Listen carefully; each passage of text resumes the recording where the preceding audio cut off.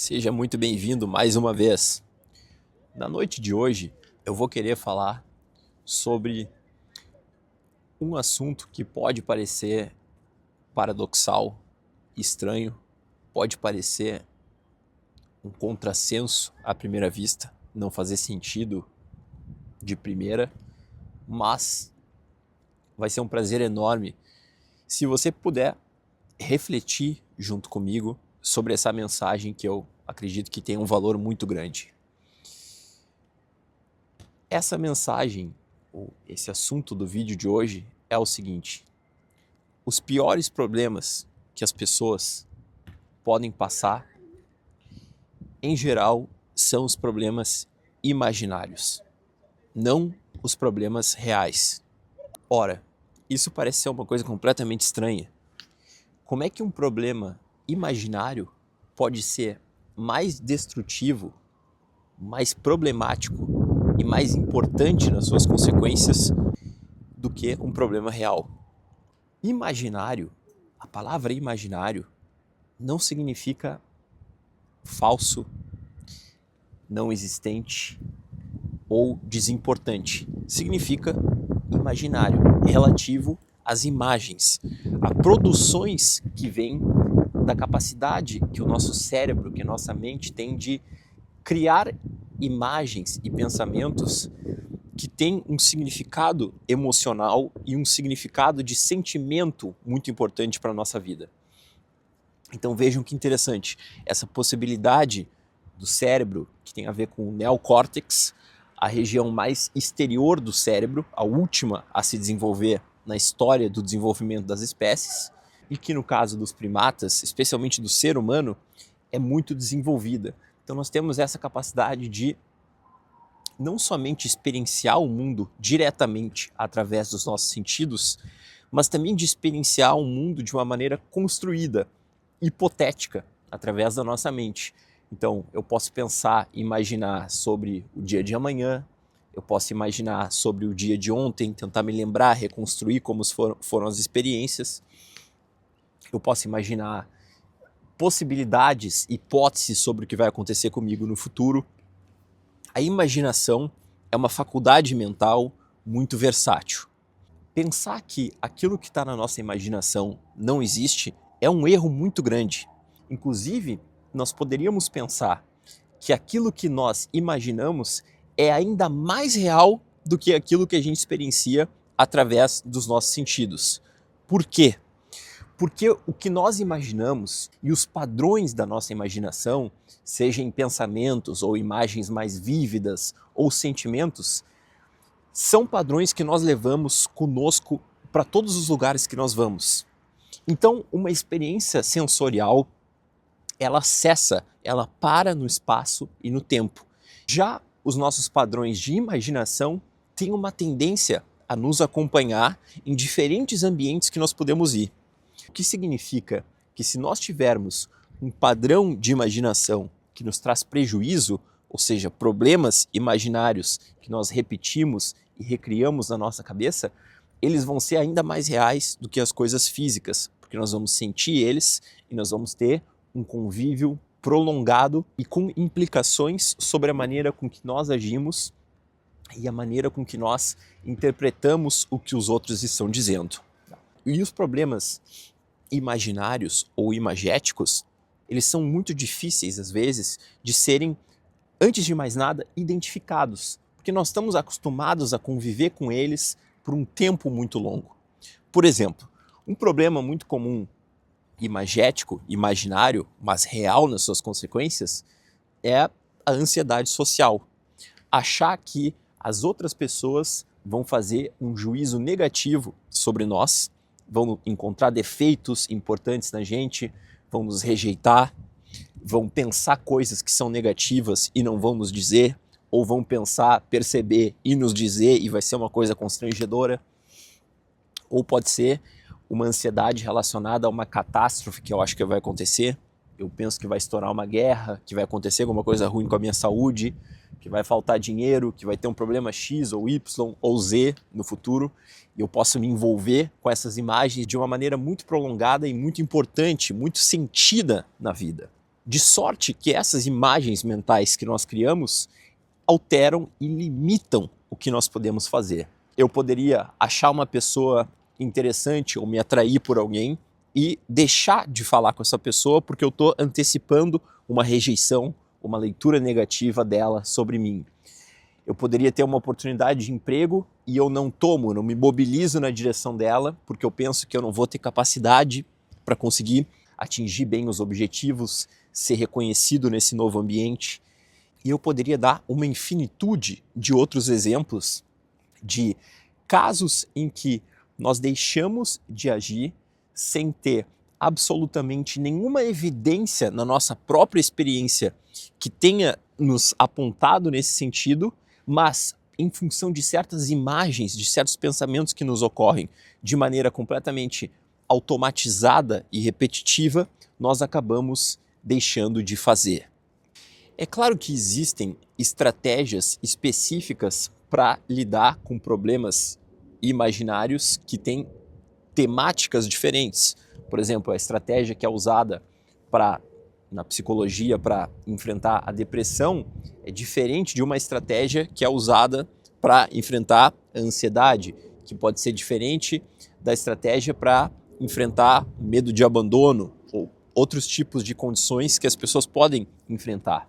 Mas nesse vídeo eu gostaria de falar sobre uma ideia geral que eu acredito que possa nos garantir condições melhores de enfrentar esses problemas que são de ordem imaginária e que não existem, eles não existem, eles não pertencem ao mundo concreto. Um dos exercícios mais maravilhosos que existem é nós começarmos a refletir sobre uma coisa que está relacionada à imaginação, que é a importância que as invenções e as ideias das outras pessoas têm sobre a nossa vida e sobre a sociedade como um todo. Nesse momento, eu estou dentro de um campus de uma universidade. A universidade é uma invenção, foi criada por alguém. As palavras que nós falamos não foram originadas em nós mesmos. Nós aprendemos a simbolizar o mundo e articulá-lo através da linguagem natural com palavras que nós não inventamos, palavras que foram entregues a nós. E da mesma forma, uma série de outras ideias foram entregues para nós, pelos nossos pais, pelos nossos pares, pelas nossas escolas, pela mídia. O tempo inteiro nós estamos sendo habitados e inundados por ideias, informações, maneiras de perceber e recortar a realidade dentro de um todo que vai dando sentido para o que a gente está vivendo. Comece a desenvolver esse olhar de que as coisas que muitas vezes nós tomamos como naturais, como inevitáveis, como dadas, na verdade são invenções que podem nos agarrar e nos deixar muito preso a elas. E essas invenções também podem ser as ideias que nós fazemos sobre nós mesmos. Como, por exemplo, como eu não tenho muito dinheiro, eu não sou uma pessoa de valor.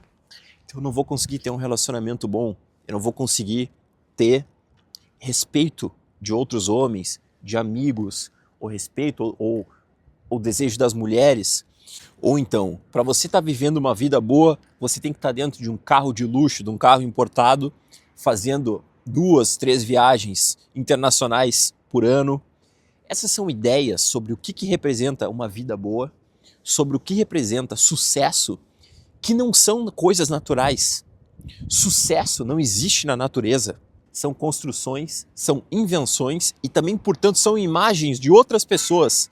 São imagens que têm um efeito muito forte sobre a nossa vida e são mais reais do que o mundo concreto.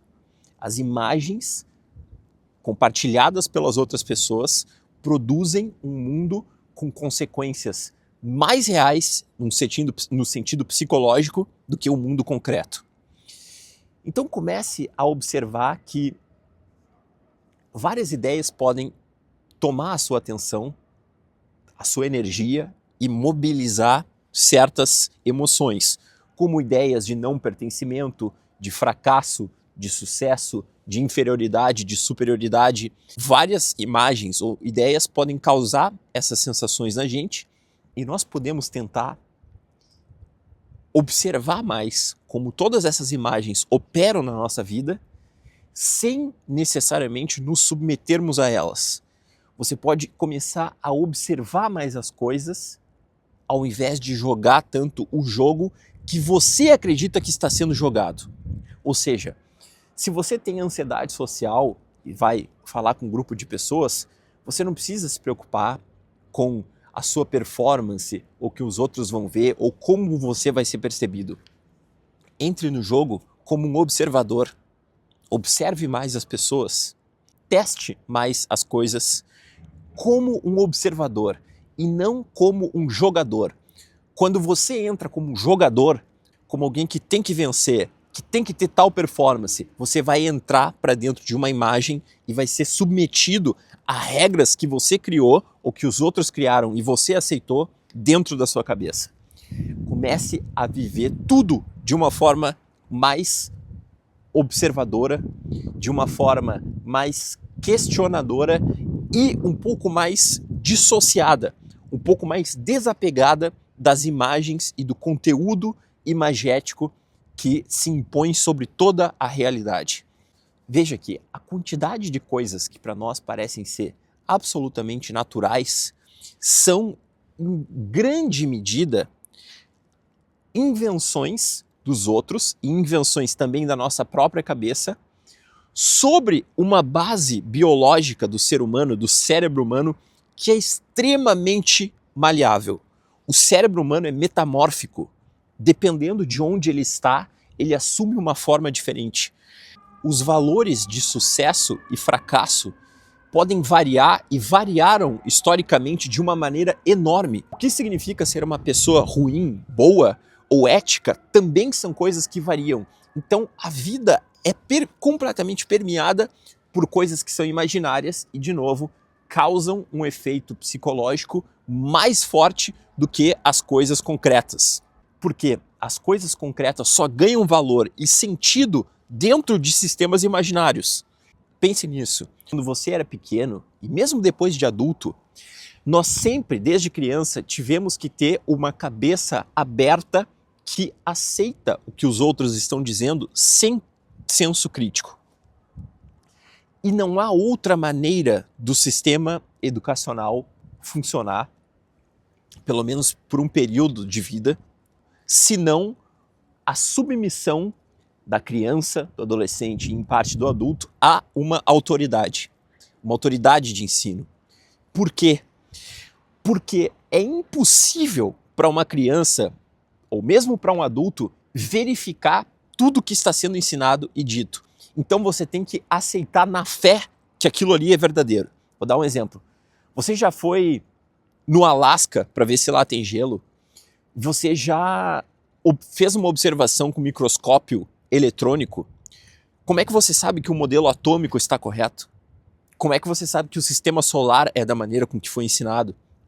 Como é que você sabe que a física nuclear funciona da maneira com que funciona? Você já fez um experimento com reator nuclear? Como é que você sabe que a abundância dos elementos na tabela periódica dentro do planeta Terra é realmente aquela? Você foi lá experimentalmente tentar verificar? Não. Não é possível para nenhum indivíduo fazer sozinho esses experimentos. Logo, para que nós consigamos aprender a ciência e compartilhar o conhecimento existente na humanidade, é necessário que nós tenhamos uma abertura para o que os outros estão dizendo, que não é crítica em algum grau, que tem pode ter um grau de ceticismo, você pode desconfiar de certas coisas, mas você tem que aceitar. Você acredita que o que os outros estão dizendo é verdadeiro. E é aí que mora o problema. Você acredita de maneira natural no que os seus pais disseram, no que os seus amigos disseram sobre você, no que a mídia está dizendo sobre você, no que os influenciadores estão dizendo sobre ti. Você acredita nisso de maneira acrítica, elas se tornam imagens e começam a dominar a tua vida inteira. Então, comece a entender que você está vivendo dentro de um mundo de imaginações e comece a viver tudo de uma maneira mais observadora e comece a colocar as suas próprias imagens em ação. Aquilo que você imagina, que é oriundo da sua própria cabeça, dos seus próprios desejos, os seus próprios valores, comece a interpretar a realidade dessa maneira. O que é sucesso para você? Faça essa pergunta de verdade. O que é amor para você? Como é que você ama uma pessoa? Como é que você honra uma pessoa? O que é ser leal para você? E não de uma maneira simplesmente absorvendo. Perceba que os seus maiores problemas são problemas imaginários, não são problemas reais. Não é como você é realmente, não é como os outros são realmente, não é como os outros te olham realmente. Porque é impossível olhar para uma coisa e ver só o real. Você vê o real recortado e valorizado pelas imagens. Esse foi meu vídeo de hoje, que pode ter parecido uma filosofia demasiadamente abstrata, mas alguns anos de psicologia e reflexão e a escuta de muitas pessoas me conduziram à convicção forte de que as coisas que eu disse hoje têm uma relevância pesada sobre a vida. Pense você mesmo.